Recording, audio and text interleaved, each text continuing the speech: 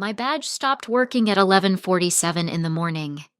I know the exact minute because I was standing at the glass door to the engineering floor, coffee in one hand, watching the little reader blink red, and I checked my watch the way you do when your body understands something before your mind catches up. Behind the glass, two people I'd hired looked away fast. Theron Ashby came down the hall like he'd been waiting for the moment, flanked by someone from HR holding a folder. He didn't lower his voice. He never lowered his voice. "Devika, we're streamlining the org. Engineering doesn't need a layer like you anymore. We need builders, not babysitters." A pause for the audience. "Security will see you out. Nothing personal. It's just business." I looked at the dead reader, then at him, and I did the only thing that made sense. I smiled, set my coffee on the ledge, and handed over the keycard he hadn't even asked for yet, because Theron had just fired me from a company that didn't actually own the thing it ran on, and I was the one who did.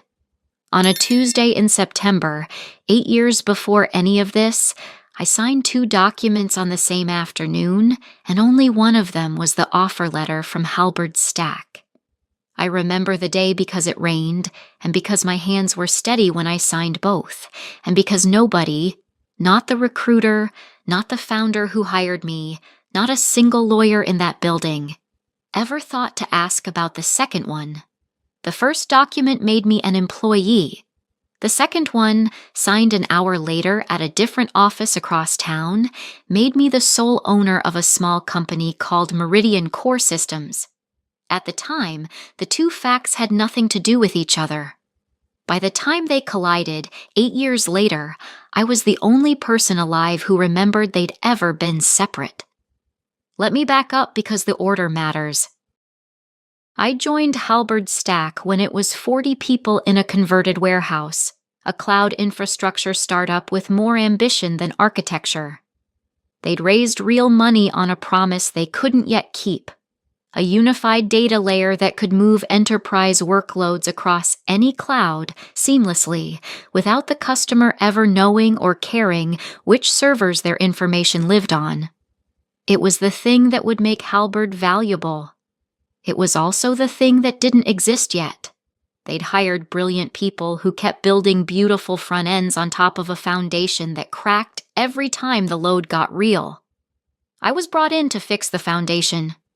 VP of Platform Engineering, a big title for a company that small, and I earned it in the first 90 days by doing the thing nobody else could. I rebuilt the data layer from the studs up, not patched, rebuilt. The architecture that would eventually move billions of dollars of enterprise traffic and become the literal reason Halberd Stack was worth anything at all. I designed it, on whiteboards I photographed and saved, in code commits with my name on every one. Here's the part that became everything. When I built it, the core of that data layer relied on a set of orchestration components, the connective tissue that made the whole system coherent. And in the chaos of an early-stage startup that couldn't afford to do anything cleanly, those components were licensed to Halberd, not owned by it. They were licensed from Meridian Core Systems, my company, the one I'd founded the same afternoon I'd been hired, on the advice of a mentor who'd told me years earlier, "Devika, never give away the part of your work that can't be replaced. License it. Always license it." I'd built the orchestration layer partly on my own time, before Halberd as a side project. When they needed it, I didn't hand it over. I licensed it to them, properly, at arm's length, through a real entity, with a real annual fee that in those early days was small enough that the founder signed it as a routine vendor agreement and forgot about it by the next funding round. It scaled with the company. As Halberd grew, the license grew.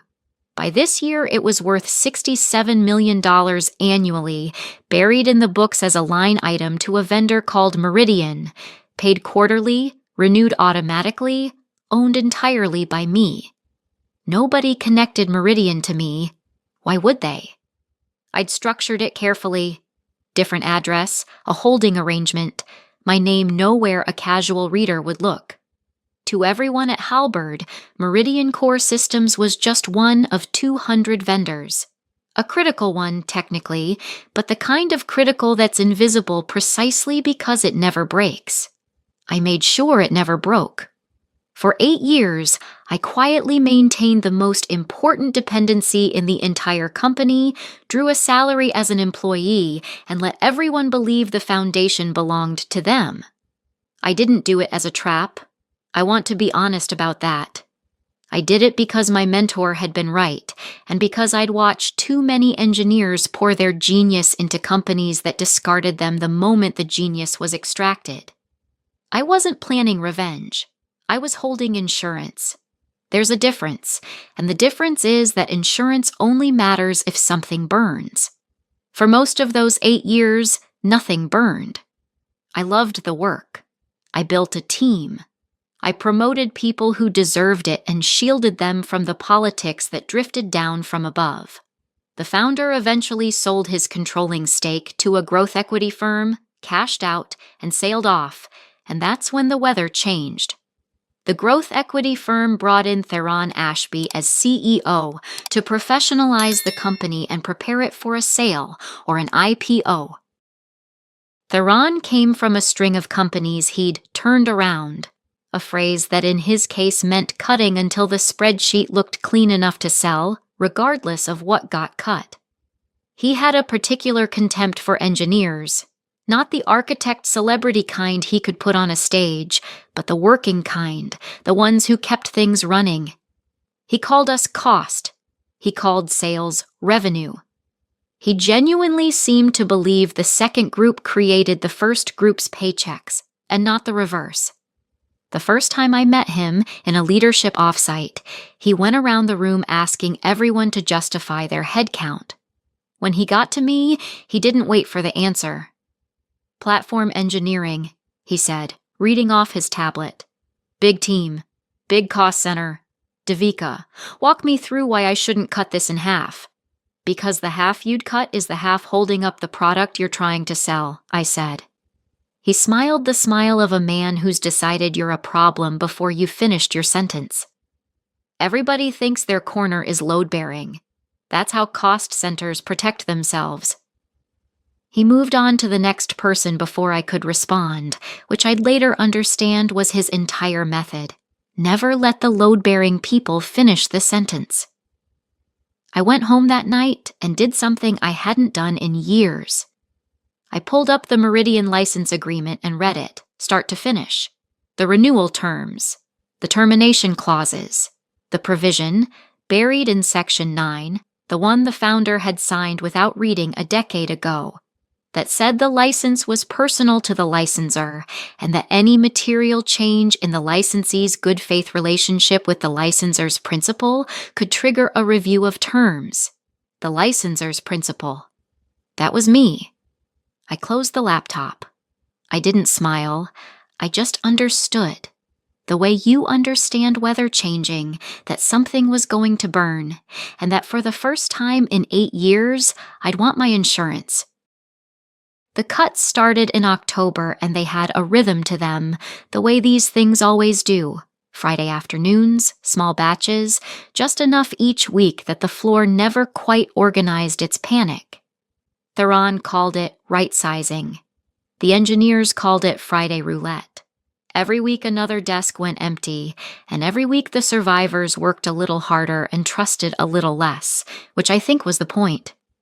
Frightened people don't ask questions about the data layer. I watched him dismantle 8 years of careful work with the confidence of a man who has never once had to fix what he broke. He cut the reliability team first. The people whose entire job was making sure things didn't fail, which to a spreadsheet looks like people who get paid for nothing because their success is invisible by definition. He cut 2 of my best architects and replaced their roles with a contract from an offshore firm that bid 40% lower and understood our system not at all. He moved the people who remained under a new head of engineering efficiency, A man named Curtis Pell, who'd never written production code and described himself, without irony, as a force multiplier. I pushed back where I could in the ways that don't get you fired, documented risks, flagged dependencies, sent the careful emails that create a record. I told Theron, in writing, that the offshore contract didn't have the institutional knowledge to maintain the orchestration layer.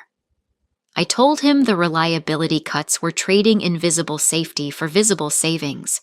I was precise, professional, and completely ignored.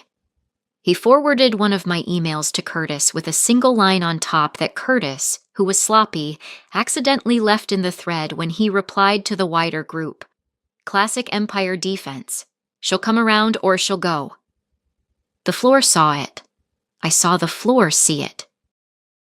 And I did what I'd trained myself to do for 8 years. I let it pass across my face like weather and kept my expression flat, because the moment you let them see it land is the moment they own you. The real humiliation came at the November all-hands. Theron loved an all-hands. It was theater, and he was the only one with a speaking part. He stood at the front of the big common area on the ground floor, the one with the exposed brick the company had paid a designer a fortune to make look unplanned, and he walked the whole company through his vision for Halberd 2.0, leaner, faster, unburdened by legacy thinking.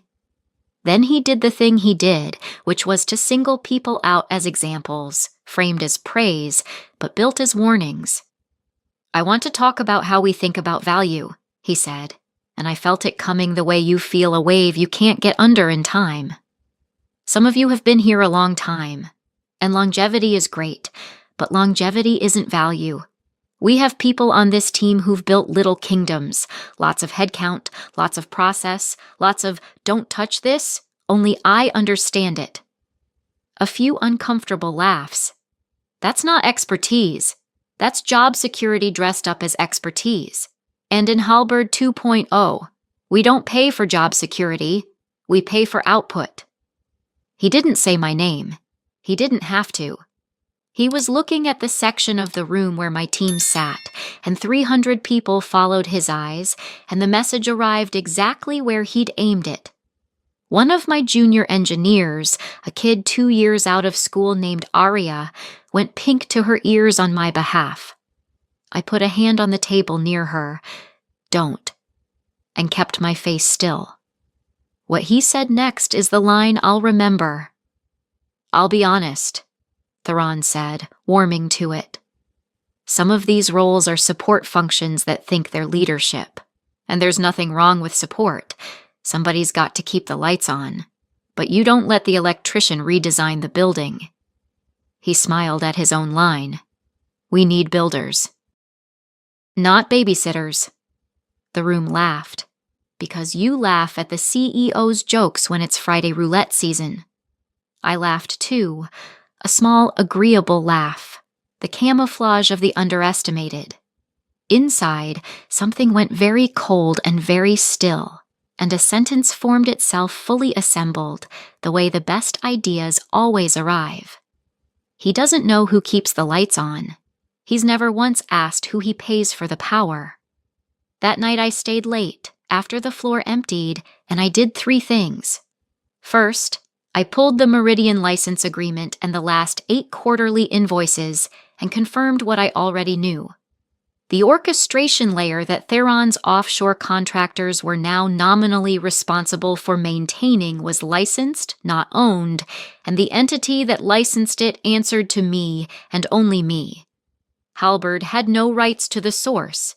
They had a right to run it, conditioned on a relationship and an annual fee, nothing more.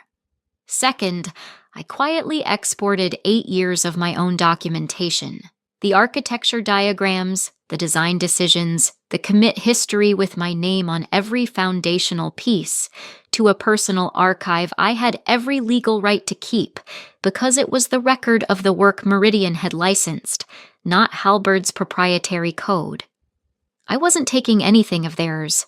I was making sure I had a clean copy of what was mine. Third, I called the one outside attorney I'd kept on a quiet retainer for 8 years, the same mentor's referral who'd helped me structure Meridian in the first place. And I asked her one question. If they terminate me as an employee, I said, what happens to the license? There was a pause on the line, and then the small, dry sound of a lawyer who has just realized her client built something elegant a decade ago and never told her why. Devika, she said, walk me through this from the beginning, and don't leave anything out. So I told her, all of it.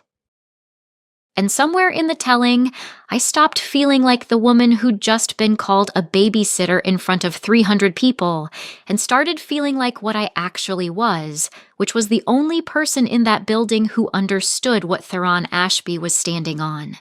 He thought he was firing the electrician. He was about to cut his own power.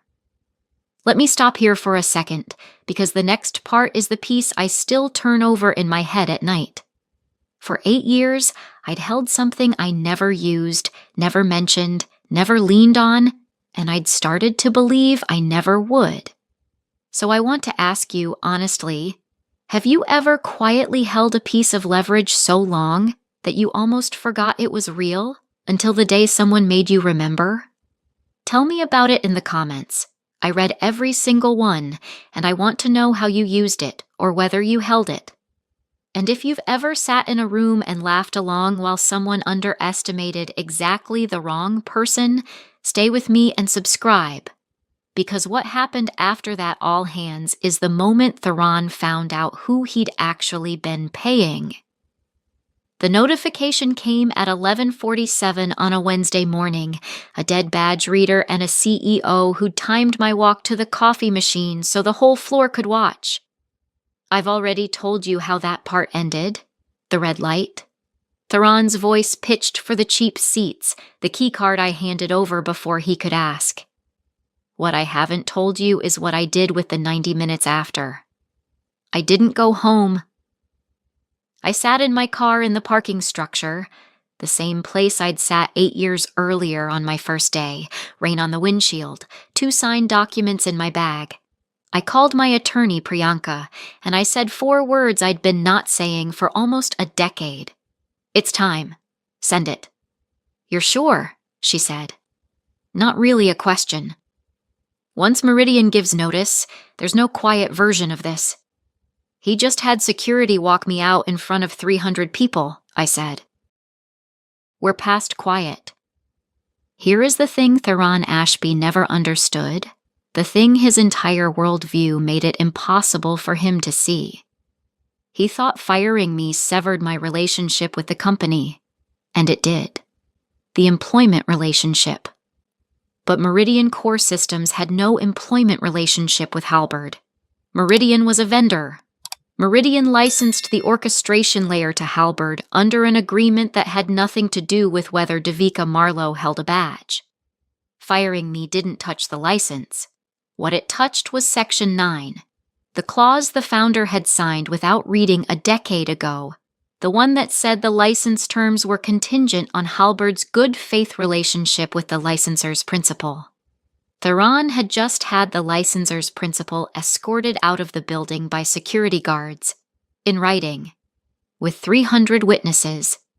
That afternoon, while Theron was no doubt telling people he'd made a tough call, a formal notice went from Meridian Core Systems to Halberd Stack's general counsel. It was polite. It was precise. It noted that the recent termination of the licensor's principal, conducted in a manner the notice described with clinical specificity, constituted a material change in the good faith relationship contemplated under Section 9. It invoked the firm's right to a review of terms, and it included, almost as a footnote, a number. The orchestration layer's license, if renewed on revised terms reflecting its true criticality to Halberd's enterprise platform, would be repriced, and the current term would not auto-renew at the previous rate. Payment of the existing $67 million was, pending the review, suspended. Continued use of the licensed components without a renewed agreement would, after a 30-day cure period, constitute unlicensed use. In plain language, the foundation of Halberstad's entire product had a 30-day clock on it, and the only person who could stop the clock was the woman Theron had just called a babysitter. I know almost exactly when he found out because Curtis Pell, the force multiplier, texted me at 4:30 that same afternoon. He still had my number. He'd forgotten or never knew that I was the reason half his systems worked. Hey Devika. Quick cue.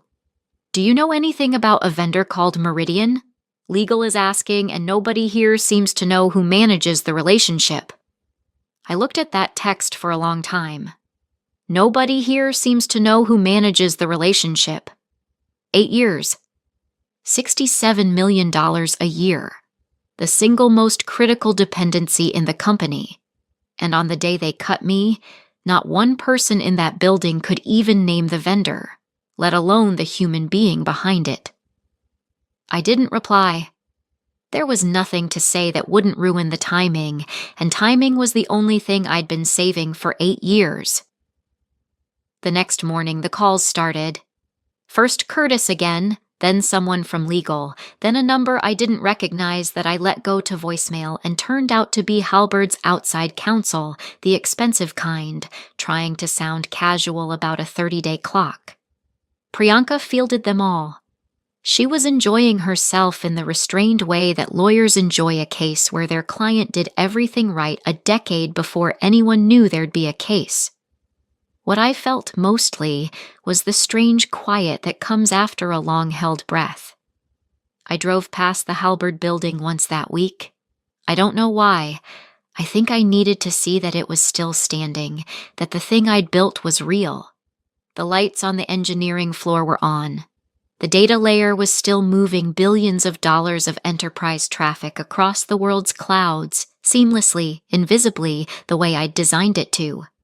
Every transaction that crossed it crossed a piece of Meridian. Every one of them was, as of that week, on a 30-day clock that Theron Ashby did not yet fully comprehend. He understood cost. He understood headcount. He had never once, in his entire career of turnarounds, asked the only question that mattered in a company like this. Not who works here, but what we actually own. He was about to learn the difference in a conference room with the answer already written down. They asked for a meeting. Of course they did. Men like Theron always believe that the room is where they win, because the room is the one place they've always won. Priyanka told them I'd attend, not as a former employee, but as the principal of Meridian Core Systems, with counsel, and that the meeting would be a discussion of license terms and nothing else. She made them put that in writing too. We were past quiet, but we were never past careful. The meeting was the following Tuesday, in the largest conference room on the executive floor, a floor I'd been to maybe 4 times in 8 years, because the people who keep the lights on are rarely invited up to where the lights are admired. The room had the good chairs and the long table and a view of the bay I'd never had time to notice. Theron sat at the head of it, Curtis beside him, sweating. 2 lawyers I didn't know. The CFO, a careful woman named Lorne Beckett, who I'd always suspected was smarter than the room she worked in, and who was looking at me now with the dawning expression of someone doing math she didn't like. I came in with Priyanka and 1 folder. I sat down across from Theron and I did not smile, because this wasn't that kind of meeting. This was the kind where you let the numbers do the smiling. Theron opened the way he opened everything, by trying to set the frame before anyone else could.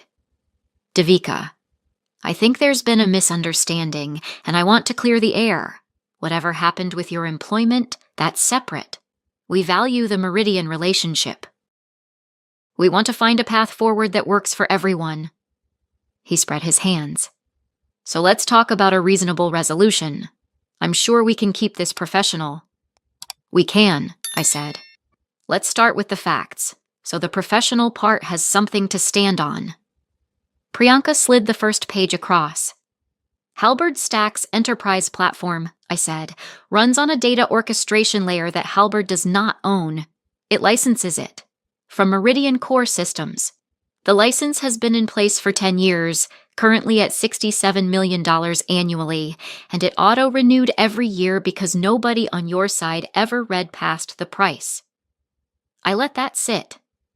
11 days ago, you terminated Meridian's principal, me, by disabling my access during business hours and having security escort me through the engineering floor in front of the staff. That termination triggered Section 9 of the license agreement. Meridian has exercised its right to suspend payment, decline auto-renewal, and review terms. We're aware of the notice, one of the lawyers started. Then you're aware of the clock, I said. 19 days left on the cure period. After that, Halberd's continued operation of its core platform constitutes unlicensed use of components it has no rights to and cannot replace in 19 days or 90 days, or, given that the offshore team Theron hired doesn't understand the architecture, likely not within a year. Lorne Beckett spoke for the first time, quietly. What does it cost to fix this? Not what is the relationship worth. What does it cost? She, at least, understood she was negotiating from inside a fire.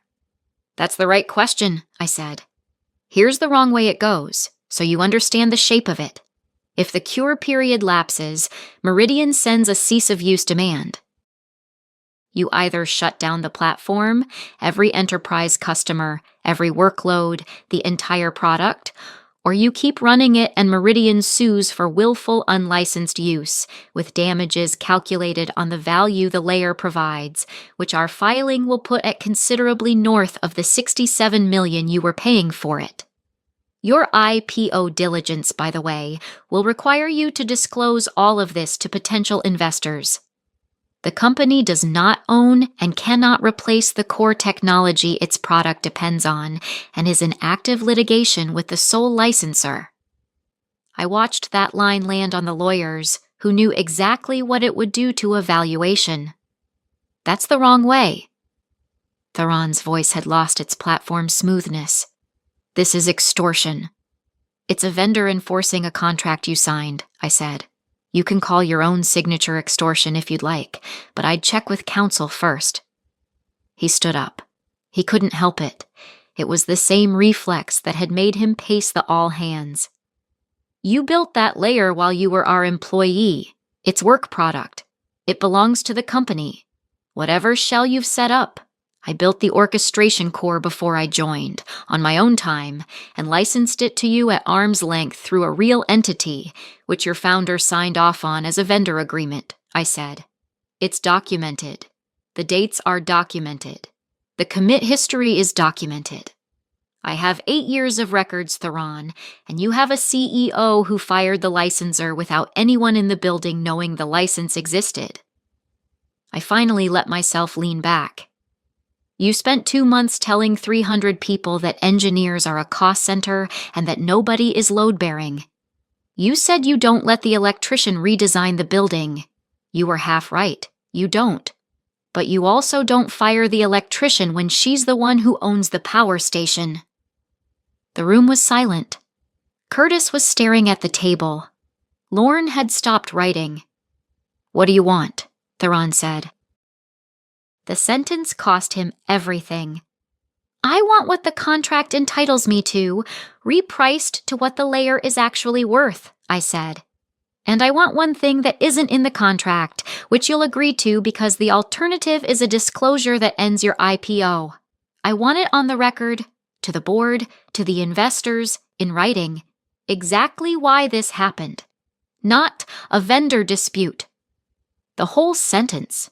That Halberd Stack's chief executive terminated the principal of its most critical licensor without anyone in leadership knowing the license existed and nearly shut down the company doing it. I closed the folder. You called me a babysitter, Theron. I just want the board to know who was actually minding the building. He didn't sit back down. He He stood at the head of the table he'd been so sure was his, in front of the bay view I'd never had time to see, and for the first time since I'd met him, Theron Ashby had absolutely nothing to say. The disclosure went to the board within the week, because once Lorne Beckett understood the shape of the fire, she stopped trying to manage Theron and started trying to save the company, which were two different jobs he'd never let her separate before. I wasn't in the room when she walked the board through it. I didn't need to be. Priyanka described it to me afterward the way you'd describe weather you'd predicted. The long silence after the words, "The company does not own its core technology." The slower silence after, "The CEO terminated the sole licensor without knowing the license existed." And the particular quality of quiet that settles over a board when it realizes its turnaround CEO nearly turned the company off. They repriced the license. Meridian's terms went from $67 million to a number that reflected what the orchestration layer actually was, the foundation of the entire product, with a multi-year structure, full audit rights for me, and a provision, which I insisted on and which delighted Priyanka, that the license could not again be made contingent on the employment status of anyone, because Meridian had learned what happens when you let people forget who they're paying. Halberd signed all of it. They had 19 days and no alternative, and 19 days is not enough time to rebuild 8 years. Theron lasted 6 more weeks. The board didn't fire him over the license alone. Boards rarely do anything cleanly, but the license was the thread, and once they pulled it, the rest of the sweater came apart fast. The offshore contract he'd been so proud of had degraded reliability to the point where 2 enterprise customers were already threatening to leave. The reliability team he'd cut to make the spreadsheet clean turned out to have been the reason the spreadsheet had anything on it at all. By the time the board announced a leadership transition, that lovely phrase, the corporate equivalent of a sheet over a body, Theron Ashby had become the thing he'd spent his whole career labeling other people. A cost. One they removed. I heard he landed somewhere eventually. Another turnaround, another company to make clean enough to sell. I hope, without much heat, that someone there owns their power station and he never thinks to ask. Halberd asked me to come back. Not Theron. He was gone by then. But Lorne, now interim CEO, who called me herself and didn't dress it up. "We need the person who actually understands what we built," she said. "And I'd like that person to have a real title and a board seat this time, not a vendor agreement nobody read." It was a good offer. It was, in a way, everything the all-hands had told me I'd never get. I said no. Because here's what I'd figured out. Sitting in that parking structure with the rain on the windshield, 8 years after the rain on a different windshield, I didn't want back into the building. Meridian was mine. The thing I'd built was mine. Licensed cleanly, paid properly, protected now by terms no future Theron could touch. I didn't need the title they'd spent 8 years deciding I didn't deserve. I owned the thing the title was supposed to be about. I kept Meridian small. I licensed the orchestration layer to 4 companies now, Halberd among them, and I spend my days doing the only thing I ever actually loved, which was building the foundation and making sure it never breaks. Arya, the junior engineer who'd gone pink to her ears for me at the all-hands, left Halberd a few months later and came to work for me. She asked me once, early on, how I'd known to set it up that way, all those years ago, on my first afternoon. I told her what my mentor had told me. Never give away the part of your work that can't be replaced. License it. Always license it. And then I told her the part he hadn't said, the part I'd learned myself in a conference room with a bay view I finally had time to notice. The people who call you a cost center have never once done the math on what it costs to lose you, so let them keep their building. Just make sure, quietly, on some rainy afternoon when nobody's paying attention, that you own the power. They'll turn the lights on every morning and never wonder who they're paying for the electricity, until the morning the bill comes due.